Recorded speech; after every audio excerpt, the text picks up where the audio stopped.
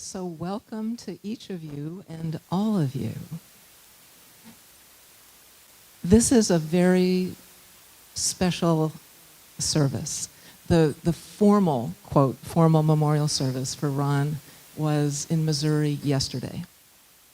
So we're calling this an informal service of memories. So the hope is that during this time together, you will feel free to come up and share a memory of Ron. There'll be music woven through the service, but the reason we're gathering is so that those of you who knew him in all kinds of different ways will have a chance to share your stories. And the reality is that many of you knew him really well. Ron was here as pastor for 10 years, from 2000 to 2010. So you lived with him, you worshiped with him, you knew him. For some of you, he was there as you went through difficult times in your life, celebrations in your life. So those are the memories that you have. For others of us, we knew him later. I, for example, only know him through Zoom. I have never seen Ron Sebring in person. So I imagine from my Zoom conversations with him that he was a very tall man, but I've been told that he was shorter than I thought. But it's just fascinating that each of us has very unique memories of who this person was. The service will be recorded, so we can send a copy of this to Connie. And as we begin the service, just to know that Ron and Connie were such beautiful partners, and to honor their memory together, and to realize that for Connie this is an extraordinarily difficult time. To have lost the partner, the love of her life. So for us, as we begin to hold her in prayer and the family in prayer, as they grieve in the ways that they will choose to grieve. So I would like to tell you that the format will be that there will be an introduction with music, and then what we have, Elizabeth, Carolyn, and I, have chosen words that Ron spoke. We felt it was important that in the midst of the service that some of what Ron thought and felt would be included. So the three of us will bring words that are Ron's, but the rest of the words will be yours. And we invite you to be succinct as you speak. And Deb will, as we do at the Oscars, play to remind you if you have gone on for too long. Deb, do you want to give us an example of what you're going to do?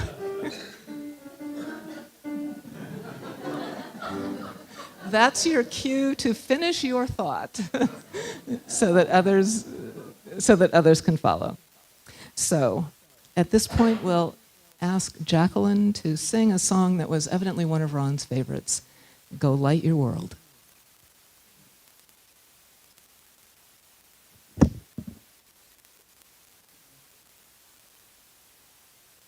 So Ron requested this song, I believe at least twice, but most recently it was when we were on Zoom and doing services from our homes, and he particularly liked this, so Deb and I found it. I'm going to share it with you today. Go Light Your World.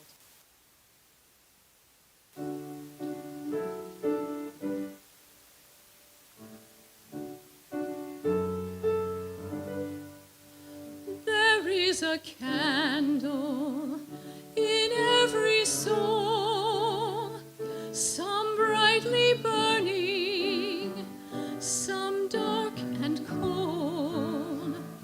There is a spirit who brings a fire, ignites a candle, and makes its home.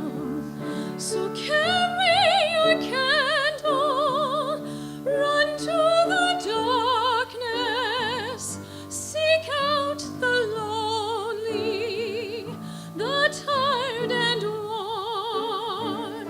Hold out your candle for all to see it.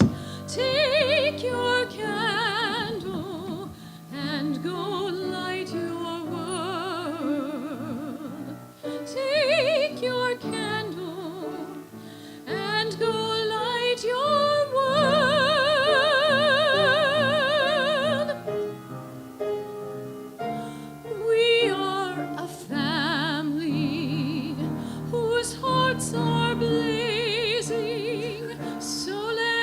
raise our candles and light up the sky, praying to the Spirit in the name of love. Make us a beacon in darkest times. So carry your candle, run to the darkness, seek out the hopeless, confused and torn. Hold out your candle for all to see it. Take your candle and go light your world. Take your candle and go light your world.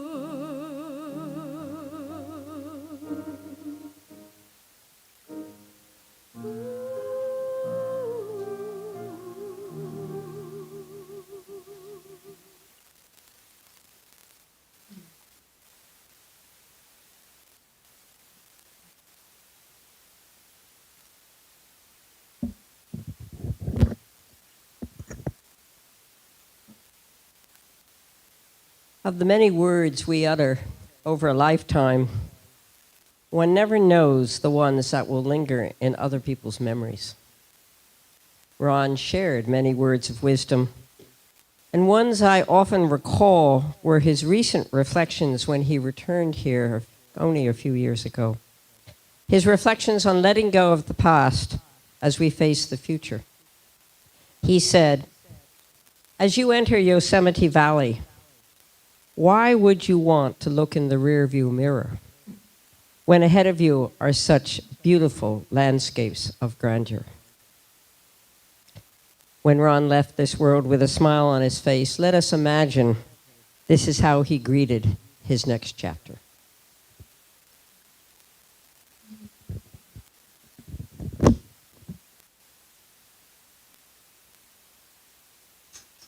And now we open the space for you. If you would like to speak, just come forward. We'll hand you the mic, and you can share your story.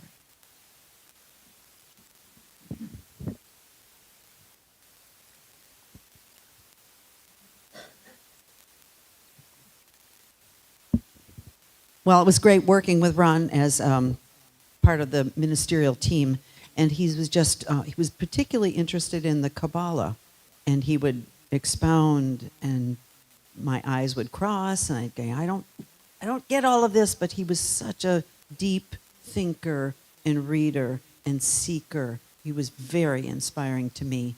Also, when Connie had cancer,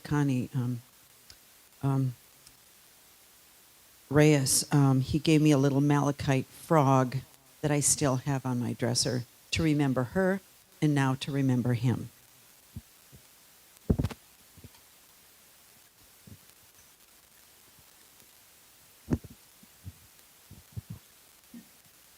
I will always be grateful to Ron, who, John and I came here right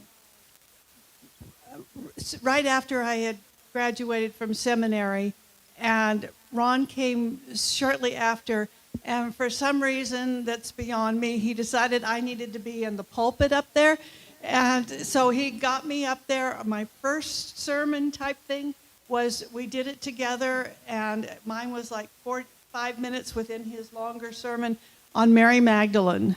And then he got me a job, invented a job where I would do a 5-minute discussion of the scriptures that he was going to work with on that Sunday. And John organized my files during COVID, and I have 266 of those 5-minute things. And Carolyn was doing the stories, and I was doing the exegesis, and Ron put it all together in his sermon. So I will forever be grateful to him.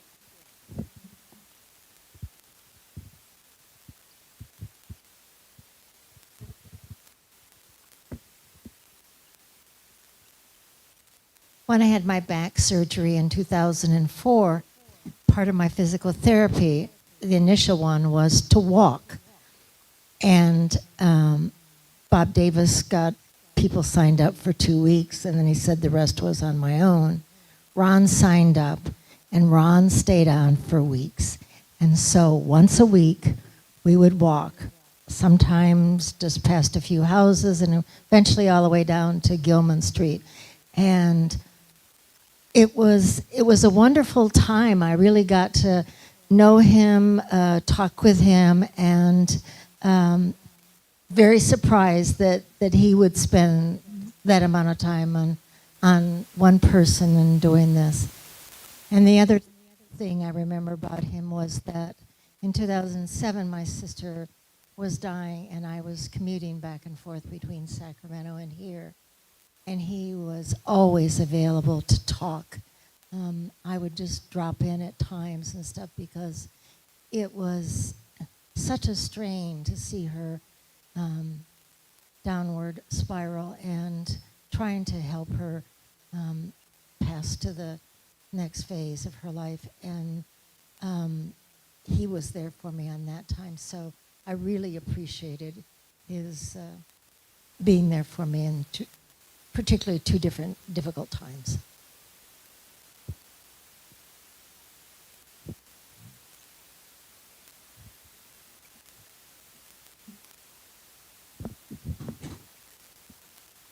Ron was there when I had a couple of really, really difficult times. And Ron taught me these words that never meant anything to me. He said, God works in mysterious ways.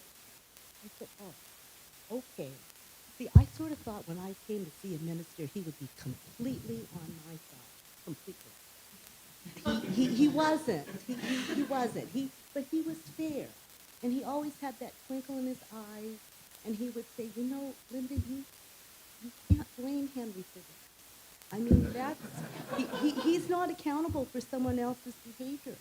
So he got me through a couple of rough spots, and he did tell me, you know, God works in his time. And see, I'm not a patient person, so I was like, well, wait a minute. I mean, I can't keep waiting. But then, miraculously, things happen. Things change, and you know what? And I would tell Ron, you know, this happened, and he would wink at me and say, see, God does work in mysterious ways.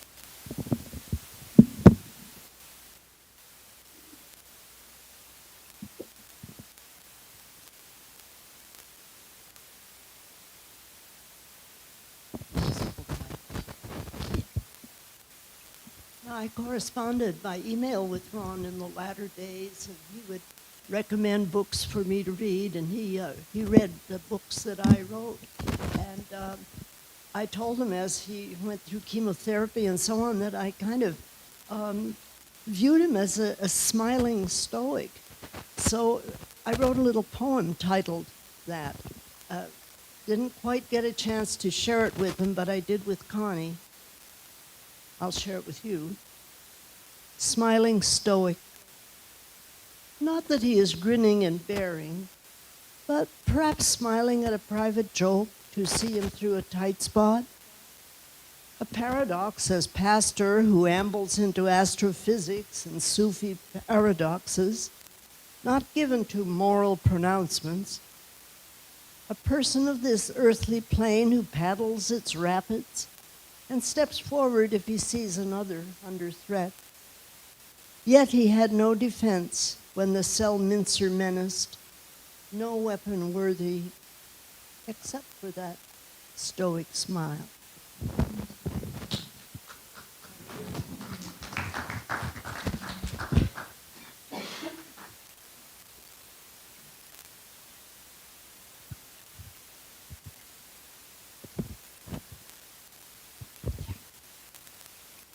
What I remember about Ron was his incredible calmness.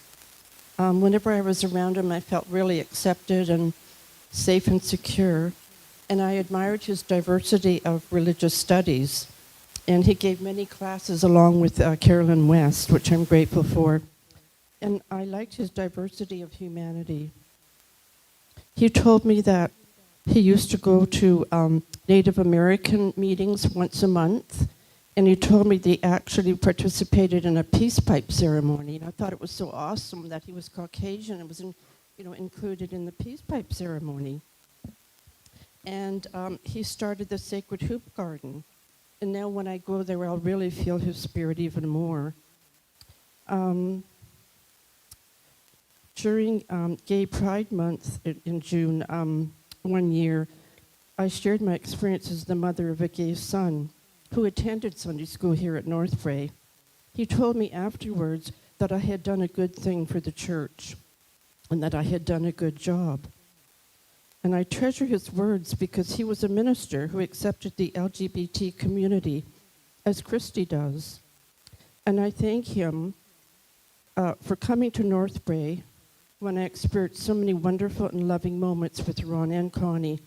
And because he came to Northbrae, I got to develop a loving friendship and still loving friendship with Connie. I'm blessed to have had them in my life. And we have a visitor today, Virginia, who is also one of our group of four with Connie. Who else was there? Peggy and Judy. Thank you.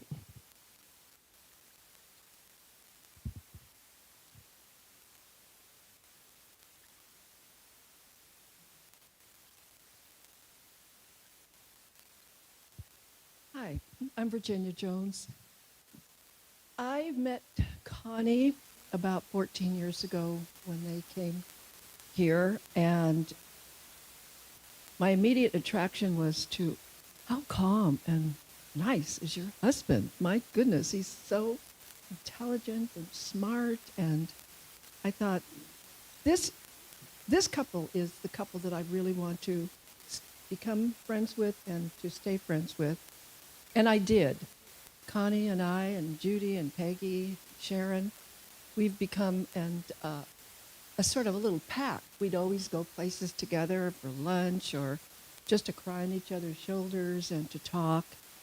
And the side of Ron that I saw was the business side. More than, I don't know how many years now, they were selling their home in Pinole, and I was fortunate enough and honored to allow them to let me sell their home. We got a really good price for it, and he was happy. But his business savvy was amazing. And I thought, this man really knows so much about life. So I just want to say to Connie that I love you, and I miss you, and your husband was wonderful.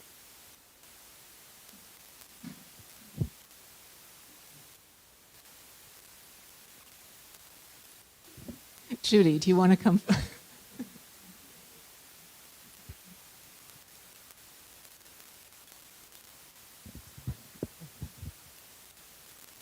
Hi, I'm one of that crowd of 4 or 10, 20. I wasn't expecting to talk about Ron today. I just wanted to come and honor him. But I was listening to that song, Go Light Your World, and that is certainly what Ron did. He lit not only his own, but he helped everybody else light theirs and become important to themselves as well as others. I was on the many committees that Ron established, and one thing I'll say about Ron is he really believed in congregational participation. And as you listen to people, you'll see how he not only touched our hearts, but gave us a reason for being, at least being at Northbrae, and honoring and loving each other as well as him. But if you think about a model of lighting your world, Ron certainly provided that to us. And he was a walk of love, so thank you. You're welcome.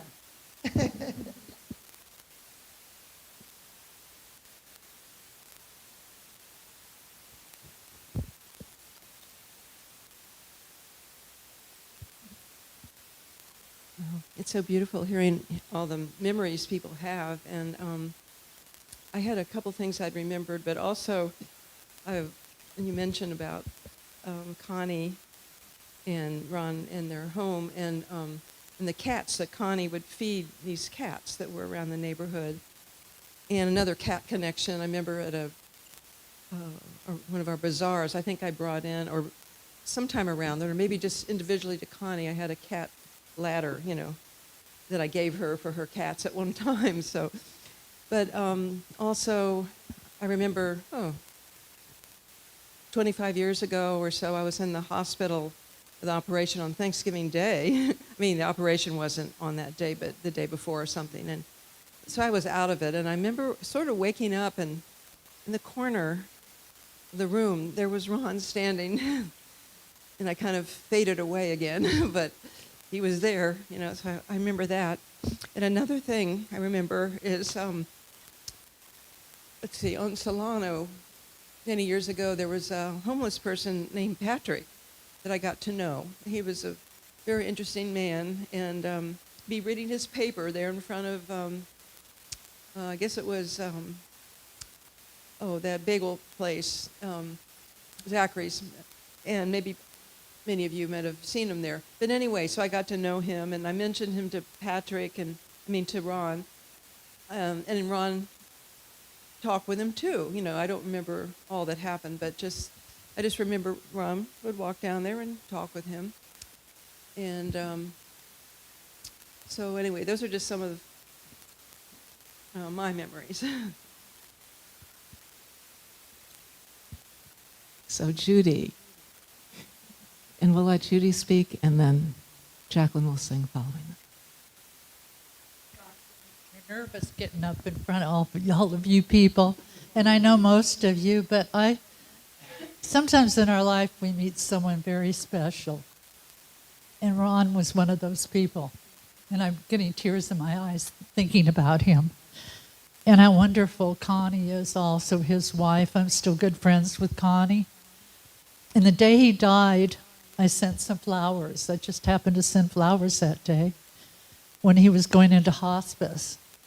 And Connie said that he really appreciated looking at the beautiful flowers as he was going into another life, into another world, or wherever we go. I don't know, but she was very thankful for that, and I'm thankful for having their friendship. One of the moments I recall was when I was in the church. I would always sit with Sharon and Kathy Wood, who is now deceased, and Sharon and Connie, and the four of us would sit in the rows in the back. We were always talking and acting silly. But I remember Ron coming down the aisle after he had spoken, and he always looked over at Connie, and he winked. And then he got this big grin on his face. And it was so endearing to see a couple that loved each other so much. And I know, it's going to be difficult for Connie. And I love Connie a lot. We all do. And I hope we keep in touch with her. And I don't know what to say, except I'm so blessed to have such beautiful people in my life. Thank you.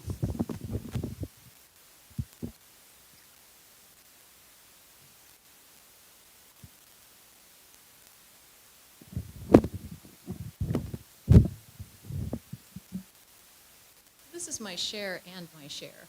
I had worked at Northbrae for quite some time before Ron came, but when he came in 2001 was the beginning of a very long and very difficult divorce.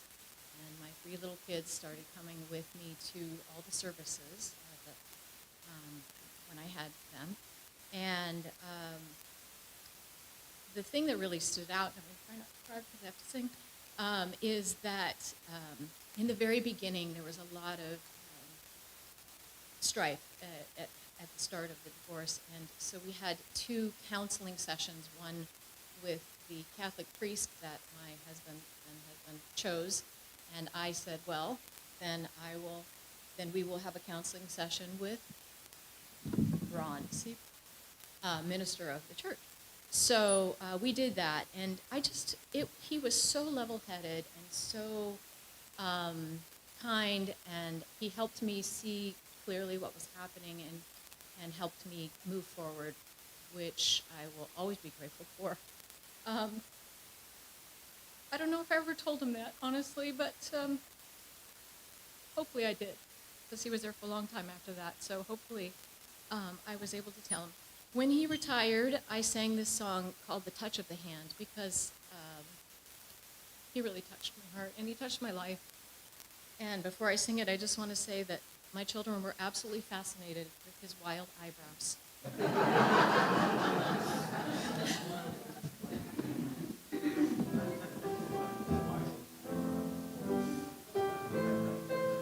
If you know, you know.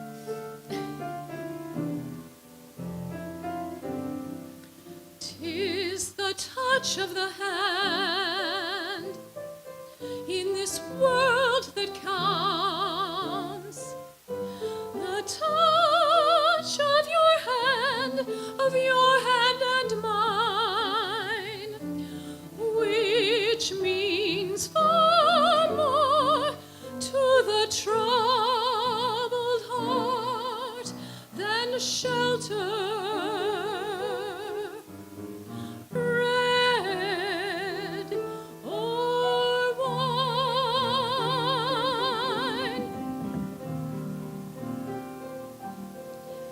For shelter is gone when the night is o'er, and bread lasts only a day.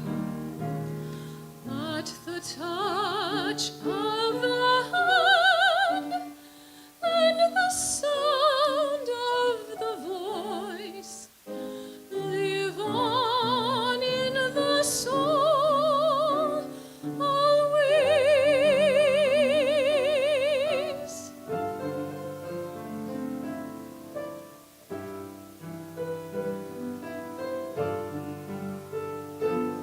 "'Tis the touch of the hand in this world that counts, the touch of your hand and mine, which means far more than to the troubled heart than shelter, bread, or wine. The touch of your hand, the touch of your hand, of your hand and mine."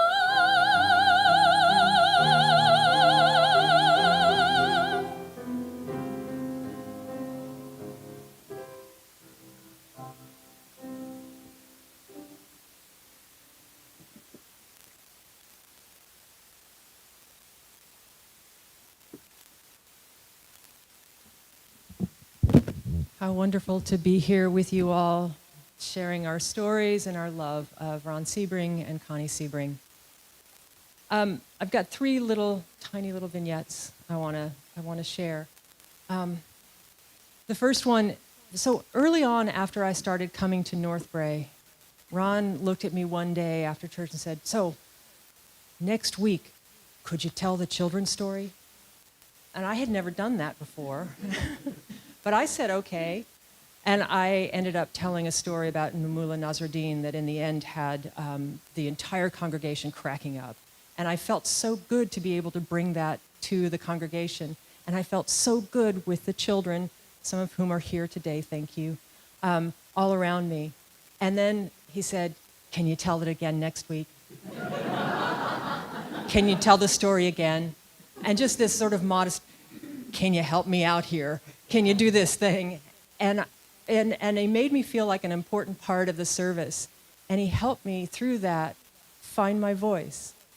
And I think one of the best things is that he helped me to give me all these kids, all of these kids whose lives mean so much to me, and I love seeing them grow up, and I've loved every minute of it and still do.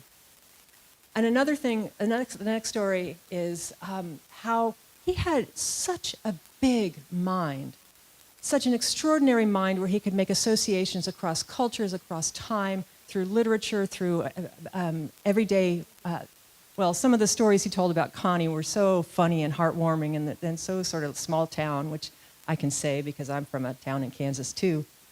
And then sometimes when I came to him for counsel, whether it was a problem with another congregant, whether it was a problem at home, whether it was a fear or a worry, he'd sit down and he'd ask, well, now what is it? And I'd say something and it would be very painful or difficult. And he'd say, okay.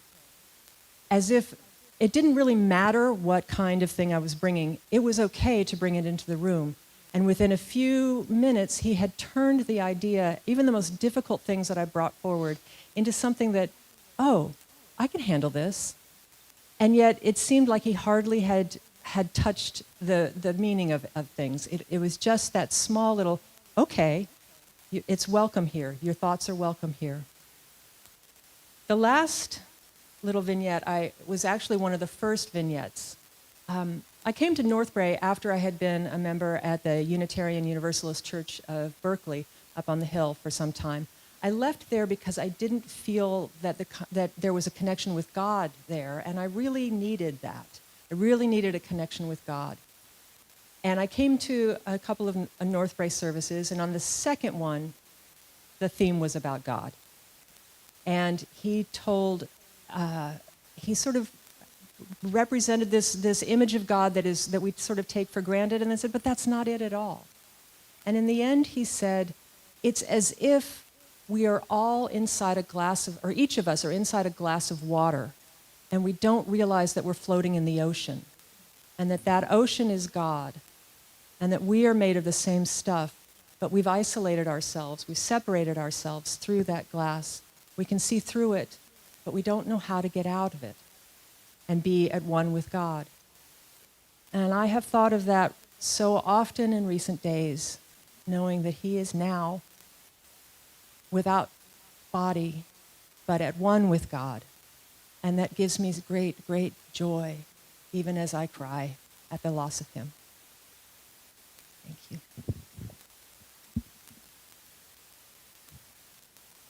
And now are there others who would like to share stories? Yes. Ruth, did you? Okay, Niran.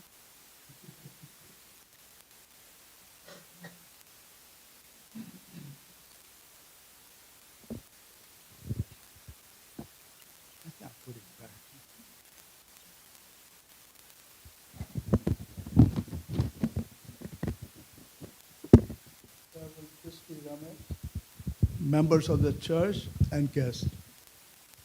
In the year 2000, a millennium year, the world, including our church, was at a transition time. We were so lucky that Reverend Sebring applied for the position of the minister, and he was by far the most qualified applicant. As I recall, Susan Stroh was the first woman president of the church, and I happened to be the treasurer.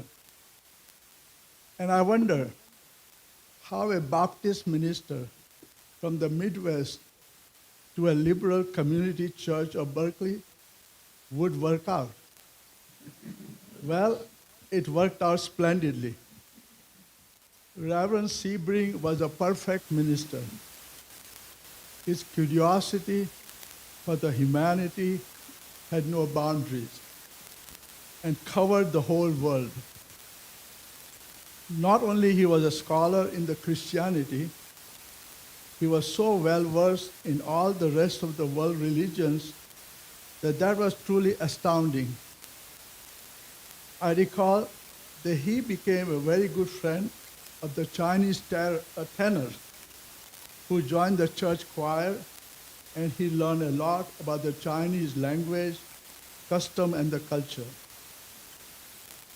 Reverend Sebring was a compassionate listener, carried himself with always a smile on his face, expressed humility and warmth that was endearing to all of us. Indeed, he also had a wry, Midwestern sense of humor. Listening to his sermons was not only a delight, but we went away with a recipe for dealing with life's daily grind. He was a master of parables. Last week, I borrowed a few of his sermons that were written in 2009, and I was moved by his wide-ranging curiosity and knowledge of the human nature, and the exploration of the profound mystery of that is life. Thank you all for allowing me to express my respect for Reverend Sebring.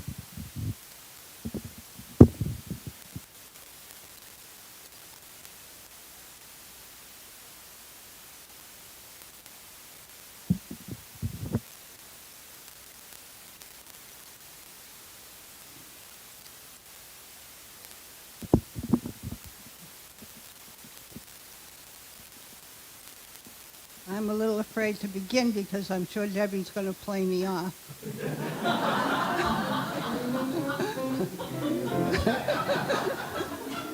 It was 2002 that I first battled breast cancer. And you can bet who was right there in the hospital. I didn't even know him very well. And a few years later, I returned the paper and specialed him as his treatment for prostate cancer was not working, and he needed some kind of a special kind of treatment with ice. And so I was in the emergency room and in the operating room with Ron. Didn't know him very well, but he was one heck of a nice fellow. He brought my husband here. My husband happened to mention the theory of entanglement to him one day, and Ron never shied away from anything that he thought was interesting. And pretty soon, he started to include the theory of entanglement in sermons, which kept bringing my husband back, and I was very, very delighted. He was a wonderful man. I think my son Mike back there, if he would be willing to, could tell you what he thinks. But I'm not sure he will. At any rate, there are so many stories. And I could write them down, but I didn't. So I just want to let you in on the fact that there never was a nicer man in the world.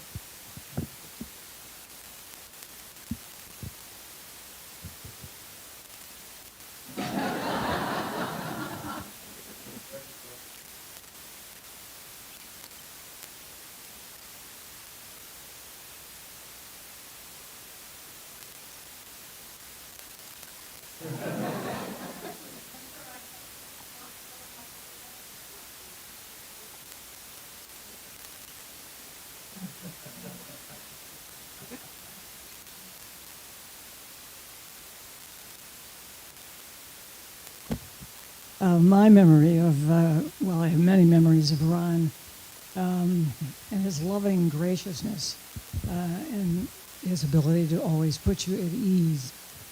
But one in particular I wanted to relay was during the tumultuous parenting years of a teenager.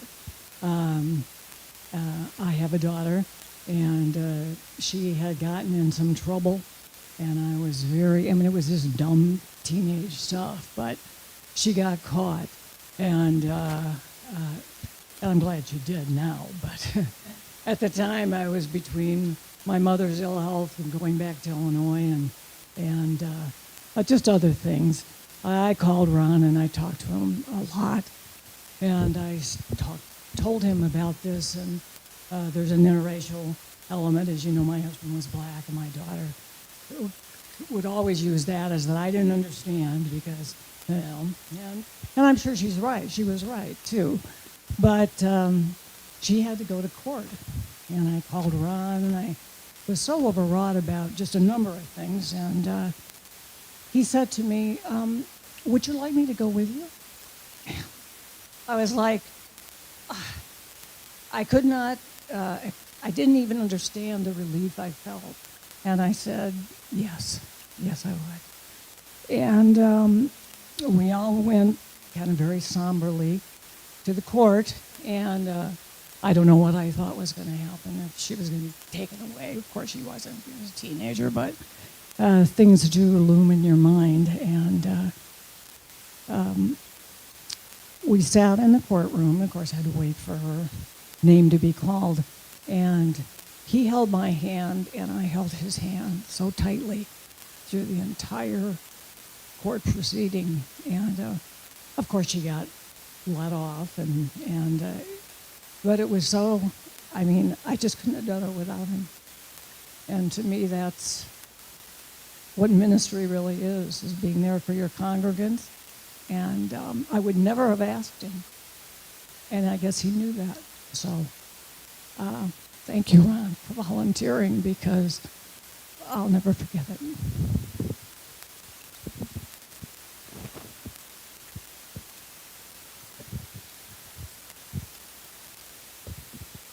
Good afternoon. I knew Ron in an entirely different arena. My name is Michelle, and I'm from the Berkeley Breakfast Club, in which Ron was a member. I met him in 2002, and at that time, the Breakfast Club was close to 200 members, and about 5 of them were women. So it was a very slighted group. And as men often do in a room where there aren't women, we'll be a little, not like this group, they'll be a little, they're much more irreverent. And later, when I became the first woman in the Berkeley Breakfast Club to become the chair, the president, the guys were not always as reverent as one might want them to be. And I remember one day, it was particularly difficult, me up at the podium, and these guys were giving me trouble. Ron took me aside after the meeting and said to me, just give them as good as you get. Now, coming from a minister, I wasn't quite certain what that meant. And to this day, I still ponder it. But what I know more than anything is that he always had my back. I loved Ron. He was tremendous.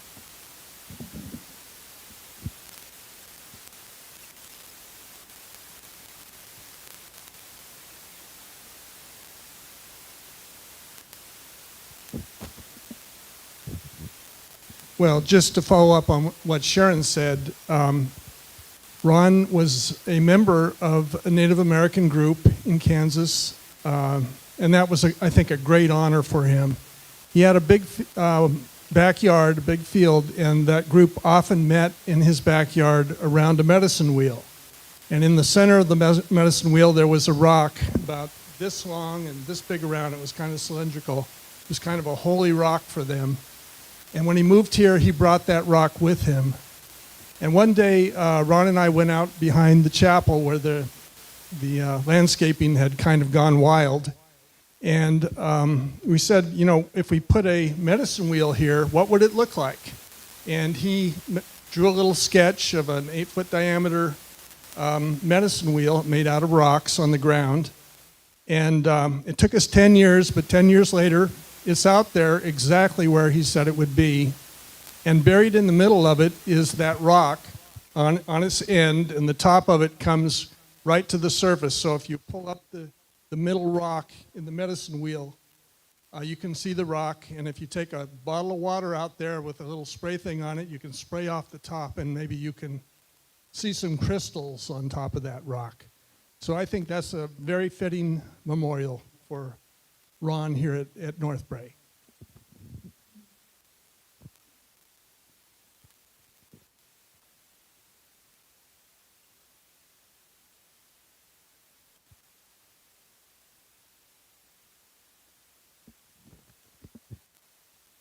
Ron had he brought so many gifts to our church, and one of them was to start a Tai Chi class.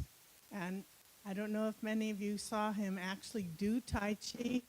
It was exquisite. It was poetry in motion. He was so controlled, so fluid, and he was incredibly patient as he taught his first class. Quite a few people came to that class and stayed with it. He started it early on, by the time he left, we had been meeting every Tuesday night, 7 o'clock, for 10 years. And then by the time he left, there were 4 of us left: John, Kathy, me, and Linda. And so we continued on our own, and then everything kind of came to a halt for COVID. But not too long ago, we started up the class again on our own here, and John was able to connect with Ron, and he joined us every Friday at noon by Zoom. And he started teaching us not the Tai Chi so much anymore. He focused on the Qigong warm-up exercises. And his way was not to teach just the movements. The movements were just the expression. His always had the philosophy about each movement that you are making. And just to give you an example, the short form is 52 forms, the Wang form that we used.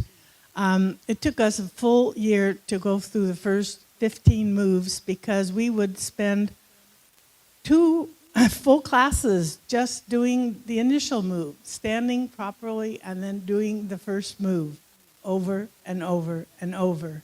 And the few times that they did come out to visit after they had moved away, we were delighted to get together with him.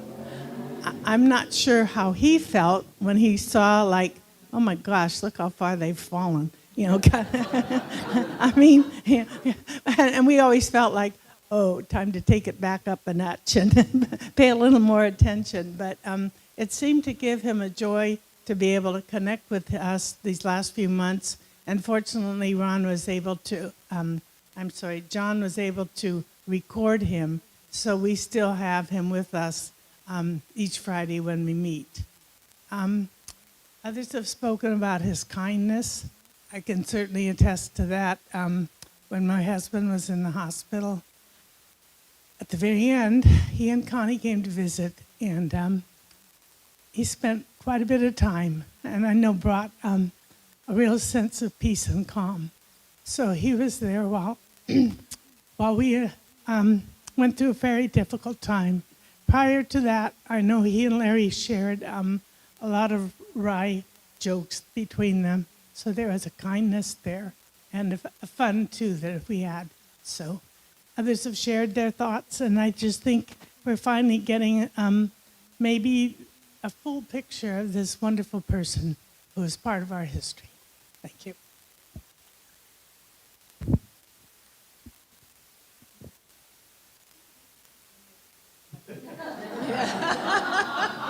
Debbie.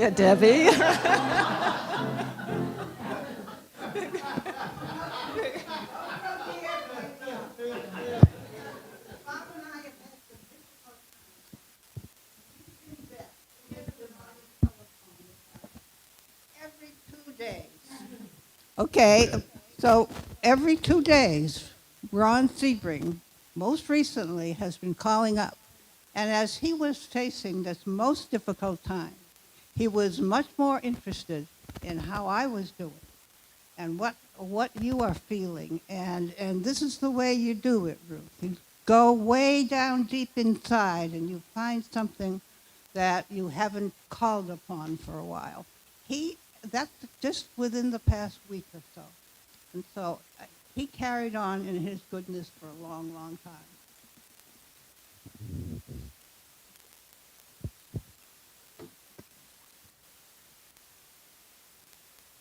I wanted to talk about Ron's sermons just a little bit, 3 parts.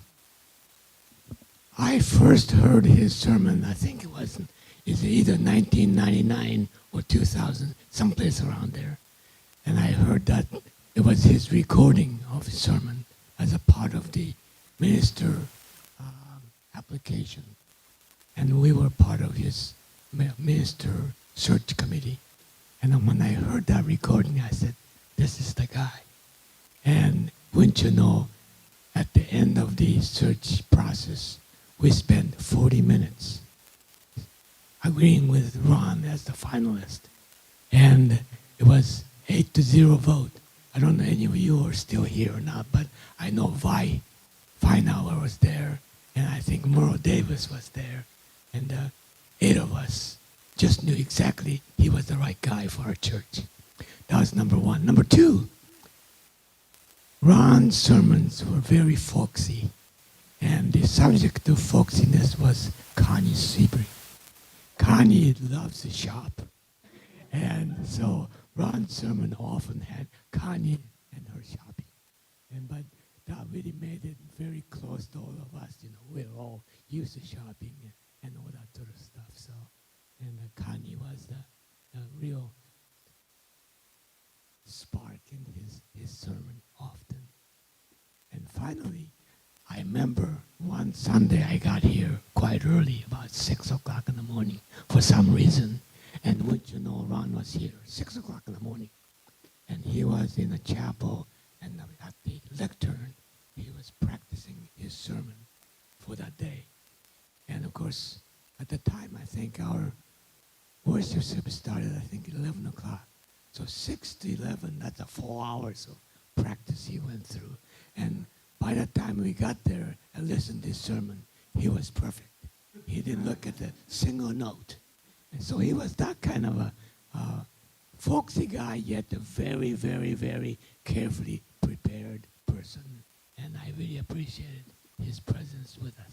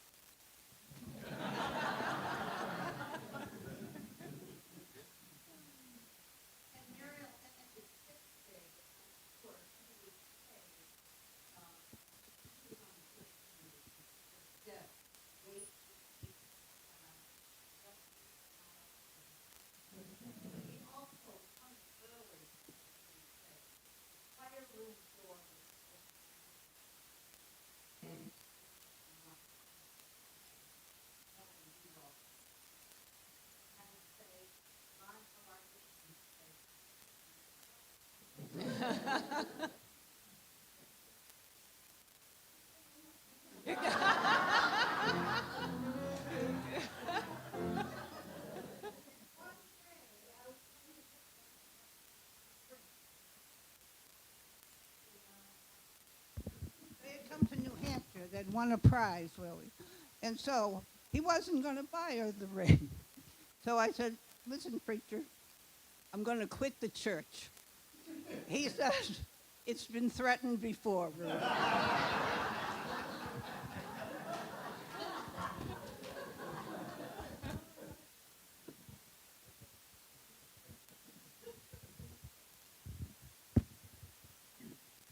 Wow. I don't know how to top so many wonderful stories and recollections, but let's see if I can get through this without waterworks.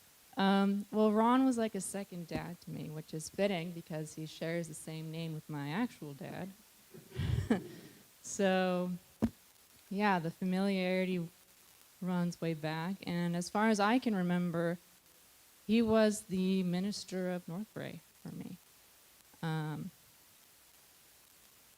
I, too, shared in delight at his eyebrows, which I referred to as dragon eyebrows. I'm not sure where the dragon part stemmed from, but I still stand by that. And most of the time I knew Ron, I was pretty young. I think he left when I was around high school age, so so we really I grew up with him, and I think he, for me, is what gave Northbrae such a sense of safety and belonging. I would run around here with a bunch of other little kids, most of whom are all grown up and doing wonderful things. And no matter where we were, whether it was in church or in Sunday school, or who was leading us kids at any time of the day on Sunday, I felt like this was Ron's place. And as far as I was concerned, he owned the place. It was his church, and even when he left, I feel like Northbrae kept that warmth, because somehow, even with him gone, his kindness and love and the abundance of wisdom and joy that he shared with everyone and everything, it stayed. So it means a lot to me to be able to hear from so many people that he touched, that his memory will continue to live on in Northbrae and all of us. So, thank you.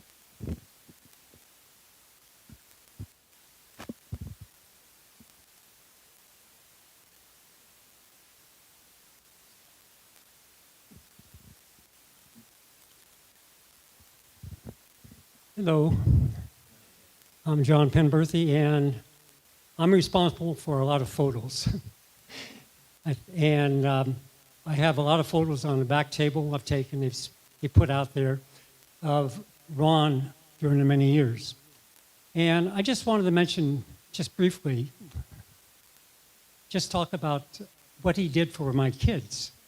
My kids were, Molly and Megan, were both raised in here, and he set a good example. He plus, where's Carolyn West? Carolyn West? Oh, Carolyn.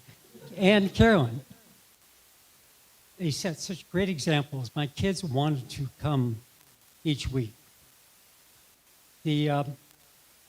After he retired and left Northbrae, he came in back in 2016 for an event, and we have a lot of the kids that he worked with came. For example, Sarah's here. She was there. April, who was in 2016, came back to visit. We have Peggy and Jose's children. We have Jacqueline's 3 children. We have Henry and Linda's children. So he affected a lot of us. And I just want to say thanks for Ron, just what he left to my family. On another note, I had talked to Christy about taking a photo of the group. And I'm not sure how that would work out. This is whether we could have everyone line up there and do it, or people would prefer that I just take 2 or 3 shots across here and send this. My intention for the picture is to send it to Connie and family, and just to show what people that showed up and show the event. What would people prefer to do? After the event, would they like to line up here, or would you like me to take photos across here?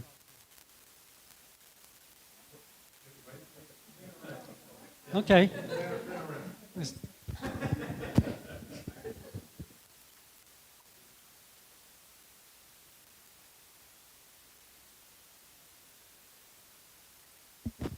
Yeah, it was after I had my first ankle removed in 2010 that Ron and Sebring and Connie came up to visit.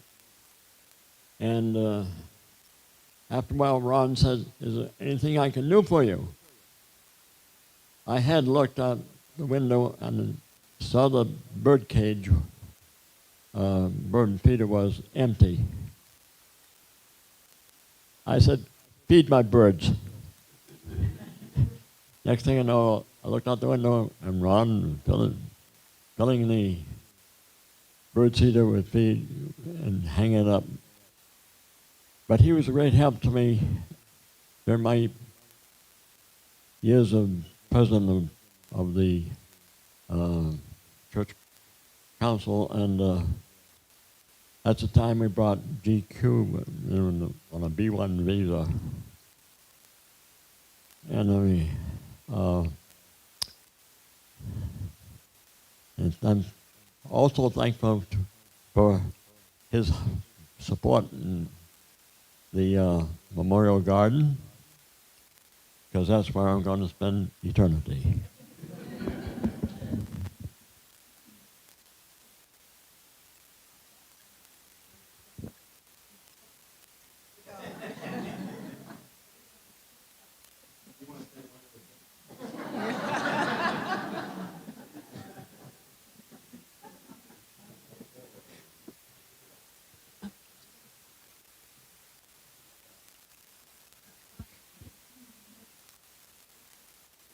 Oh boy, there's a lot more people than I thought. I'm not much of a public speaker, but Sarah gave me some courage. And I was thinking about what Jay had said about his sermons, and he was one of the greatest public speakers that I can think of to this day, and very measured and kind and deliberate. And I grew up with Ron as well as my pastor. We first came here. Wow, there's a picture of all of us up here. And my mom and I first joined this church after my parents were separated when I was very young, and we moved to Albany. And I remember her telling me that the reason that she wanted to come here was because she felt very safe, and Ron made her feel welcome in all of you.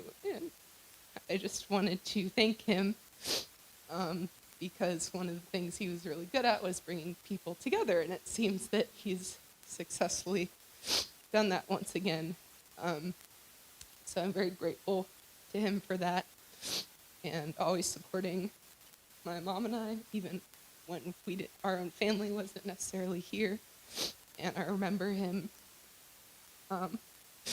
visiting her in the hospital when I was only in the fifth and sixth grade, and praying with her, because maybe she wasn't going to be with us very much longer. So I feel very grateful to have known him and had that sort of male role model in my life. And I remember always feeling anxious and excited to leave this before the sermon after Carolyn told her story, because that meant that we could go to Sunday school. And I was like, oh, I don't want to sit here and listen to this guy talk for like an hour. Like, oh my God. Because an hour then, now life is short. And I find myself grateful that I did listen to him speak a bit more in the later years. And I'm just really grateful to have known such a wonderful man. And I hope that there will be many prayers for Connie, and know that we're with you and we miss you. And just thank you. That was not, I don't know. Thank you.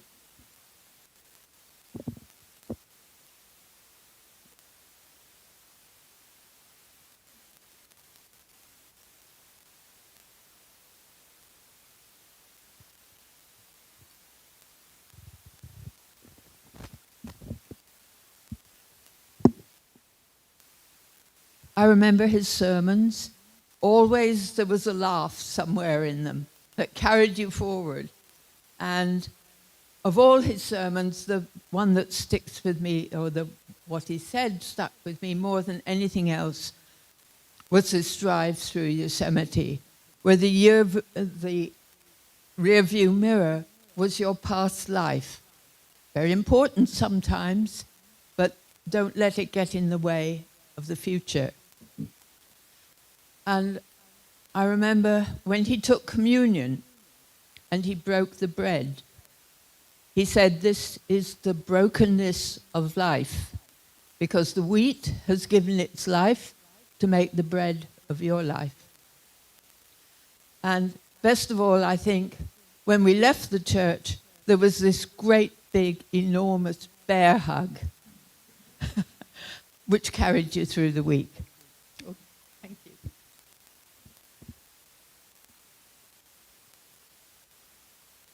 Are there others who would like to speak?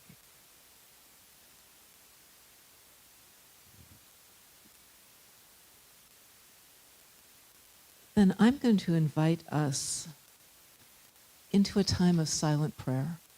There have been so many words spoken, and I know many people have felt deeply moved by the words.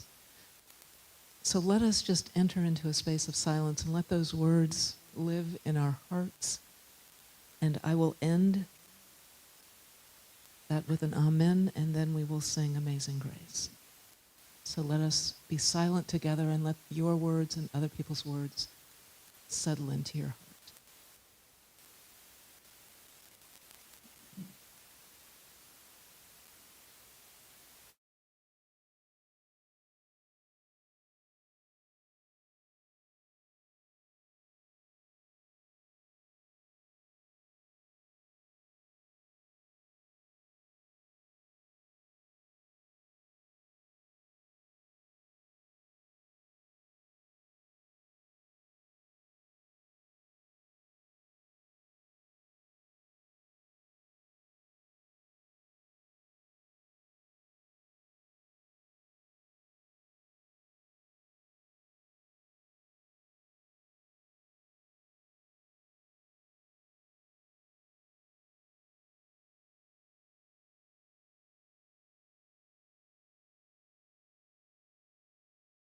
Amen.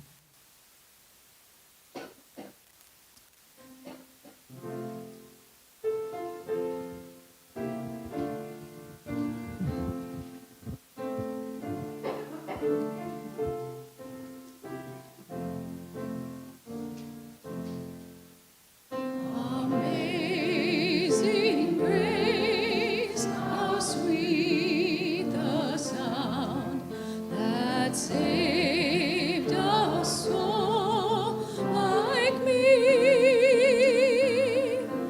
I once was lost, but now am found. Was blind, but now I see. When we've been there 10,000 years, bright shining as the sun, we've no less days to sing God's praise than when we first begun.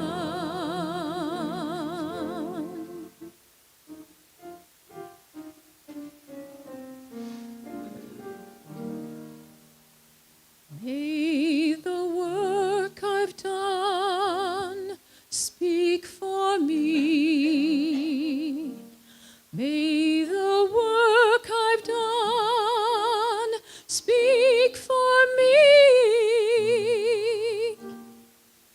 May the life I've lived, may the life I've lived, may the life I've lived speak for me.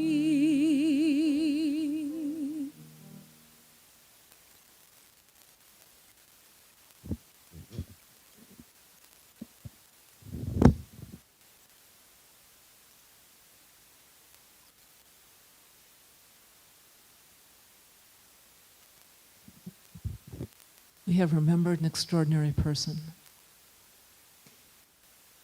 And we are called into this space between life and death to grieve his loss, to celebrate the way that his energy and love continues. And it feels so important that we've heard each other speak of this extraordinary person and his open-heartedness. And even as we mourn his death, we celebrate what he leaves behind. The memories, the love, the kindness which continues to shape who we are as Northbrae. And so to honor and to say goodbye. And to step into that place of mystery. What is it that calls us from life into death and then beyond into life? I think Ron, when he wanted people to understand realized that we are all called into life. And the word from the song that Jacqueline sang at the beginning, Go Light Your World, just to end with those words, take your candle and go light your world in Ron's memory. Go in peace. Amen.